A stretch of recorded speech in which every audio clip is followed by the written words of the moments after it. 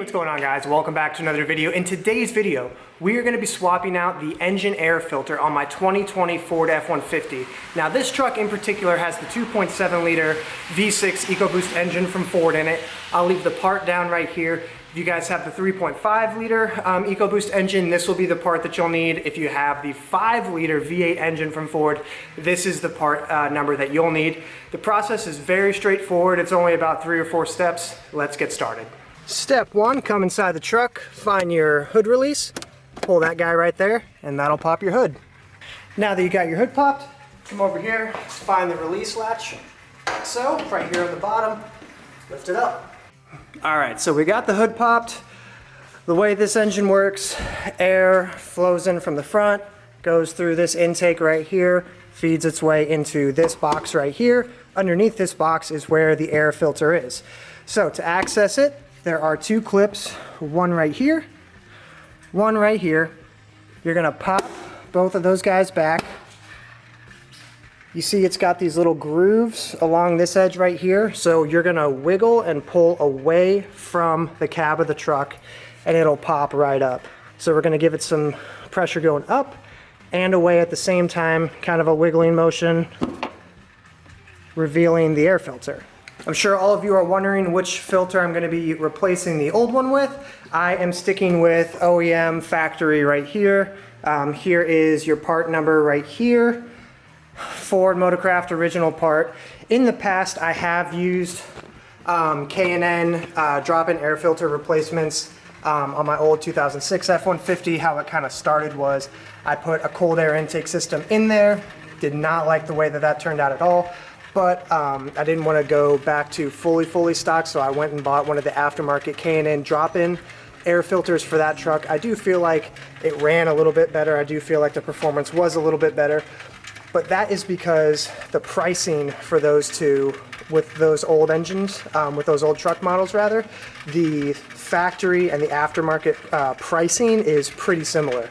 Now, when you compare the pricing from this guy, I don't remember off the top of my head, but I will put it down for reference.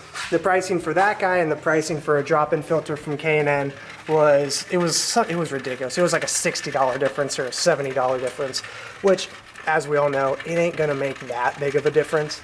Obviously, you want to keep a clean air filter in there and all that kind of stuff, but like, it's not gonna give you that much extra performance, that much extra life on it, right? So we're just going with OEM from factory. I'll show you guys how to take the old one out, put the new one in. So we're going to remove the old air filter. Really, it's just as simple as getting your fingers in there, pulling it out. I'll bring this guy into the light so you guys can see just how ridiculously dirty it is. Golly gee. Alright, so as you can tell, this one is an absolutely dirty, disgusting travesty. Please, I completely deserve it. Roast my butt in the comments. Let's take a look at the difference in color for the new one. So this is obviously what it should look like, and this one looks like it was in like a bonfire or something. I will give myself a little bit of grace. I have to pass a couple different rock quarries every time I leave my house to go anywhere, store, work, anything like that. But here's what here's what the new one looks like. Oh my gosh, here's what the old one looks like. My poor engine, oh my gosh. Just to be sure that no like sticks or debris or anything made it inside here, it is always a good idea just to do a quick little inspection. Everything looks good. We'll grab the new air filter and drop that in. We're going to drop the new one back in. You'll notice that there's like this lip right here, and you've got the filter part sticking up on this side. This needs to go down, black side needs to be up, this little lip. We'll grab onto the inside of this housing right here, allow it to stay in place. Make sure it's nice and snug around there. Same way we took it out, we're going to slide this guy a little bit back in, like so. And then we're going to snap these clips back on. With the new one in place, only thing now to do, start this bad boy up. Listen to how she sounds.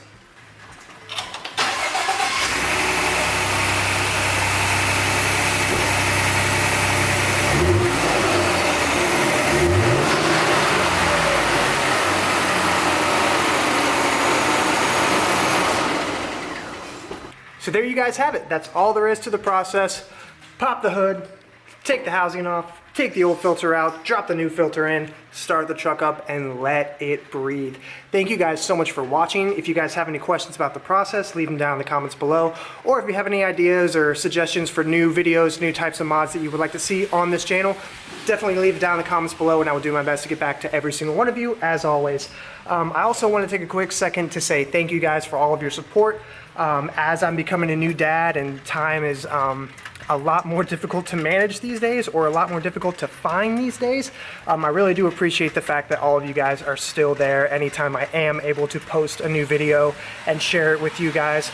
It kind of feels like YouTube is like that old friend that you don't see but maybe every month or so, but every single time you do see them, it feels like you guys never stopped hanging out or never stopped talking, because you can just pick up right where you left off every single time. And I really, really do want to say thank you guys so much for helping make this feel that way, because I know that from the last video and from the last couple of videos, honestly, you guys have been like, hey man, as long as you just keep making videos, we're here.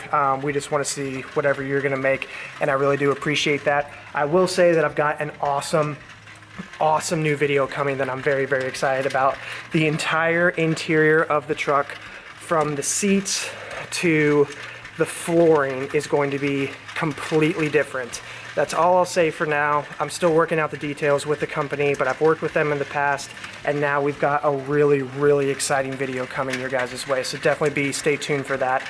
Thank you guys so much for watching. This product will be linked below, as well as the product for the other types of engine models. So I'll have the 2.7, the 3.5, and the 5.0 engine air filters in the description, and probably the pinned comment of this video. Thank you all so much for watching. We'll catch you guys on the next video. Peace.